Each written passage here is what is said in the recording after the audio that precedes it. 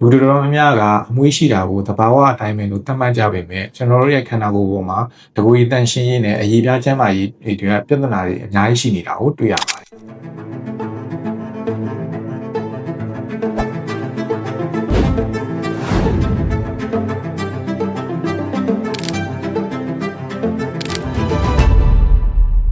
မင်္ဂလာပါကျွန်တော်ကတော့အမရာဒေါက်တာစီယာဖြိုးပဲဖြစ်ပါတယ်ဒီနေ့ဗီဒီယိုမှာတော့ကျွန်တော်တို့ဆရာဝန်တယောက်အနေနဲ့ခန္ဓာကိုယ်ပေါ်ကမလိုလားအပ်တဲ့အမွှေးမြင်တွေကိုစနစ်တကျအန္တရာယ်ကင်းကင်းနဲ့ဘယ်လိုဖယ်ရှားသင့်တဲ့အကြောင်းကိုအကြံပြုပြောကြားသွားပြီးမှဖြစ်ပါတယ်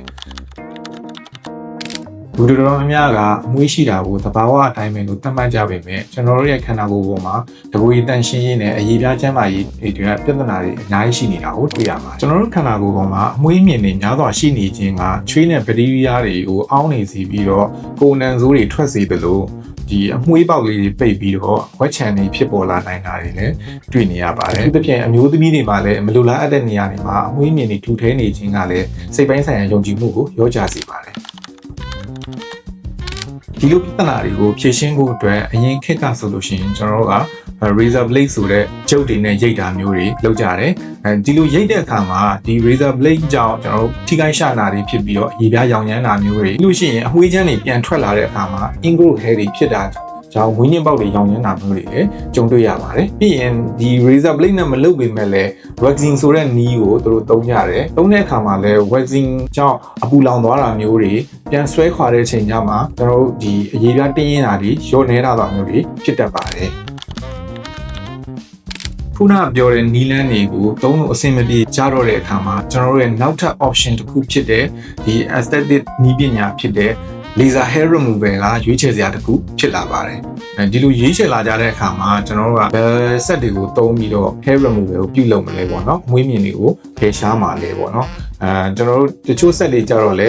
ကျွန်တော်ဂျယ်လိမ့်ရတာမျိုးတွေထုံစင်းလိမ့်ရတာမျိုးတွေ laser energy ကြောင့်ဘန်းရတာမျိုးတွေရေပြားလောင်သွားတာမျိုးတွေလည်းကြုံတွေ့ရတတ်ပါတယ်။ကျွန်တော်တို့မြန်မာမှာကတော့ဒီ clarity 2 laser hair removal နဲ့ဒီအမွေးမြင်တွေကိုဖယ်ရှားတဲ့ treatment တွေကိုကုသမှုပေးနေပါတယ်။ဒီ clarity 2 laser hair removal ရဲ့အားသာချက်တွေကိုလည်းကျွန်တော်ပြောပြချင်ပါတယ်။အဓိကတော့ဒီ clarity 2 laser hair removal ရဲ့ဆက်ရဲ့အားသာချက်3ခုပေါ့နော်။တစ်ခုကတော့သူ့မှာပါတဲ့ intelligent နည်းပညာရဲ့ပြီးလို့ရှိရင် dual wavelength ဖြစ်တယ်။ပြီးလို့ရှိရင်ကျွန်တော်တို့ cryo cooling system ပါတယ်ပေါ့နော်။ဒီ3ခုက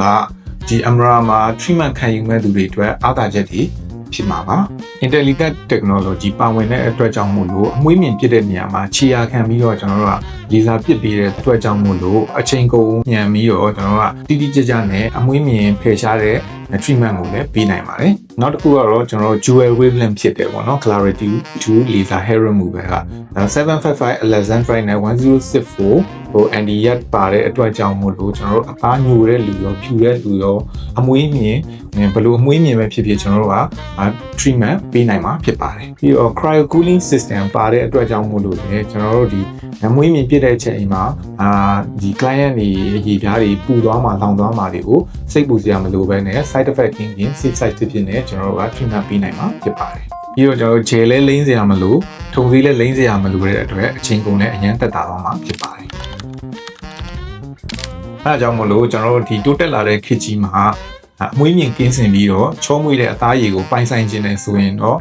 razor blade နဲ့ရိတ်နေတာတွေ waxing လုပ်နေတာတွေမထိရောက်တဲ့ laser တွေပြစ်နေတာတွေကိုစွန့်လွတ်သင့်ပါပြီ။ Amara ရဲ့ clarity 2 laser hair removal ကအချိန်ကုန်သက်သာပြီးတော့အသားရည်မထိခိုက်ဘဲနဲ့ hair cycle ပြည့်အောင်ဖြစ်တဲ့ခါကြလို့ရှိရင်ကျွန်တော်တို့ 90% သောအမွှေးမြင်တွေကိုရာသက်ပံဖယ်ရှားပေးနိုင်တာကြောင့်မို့လို့ကျွန်တော်နဲ့တိုင်ပင်ပြီးတော့ဆွေးနွေးဖို့အတွက်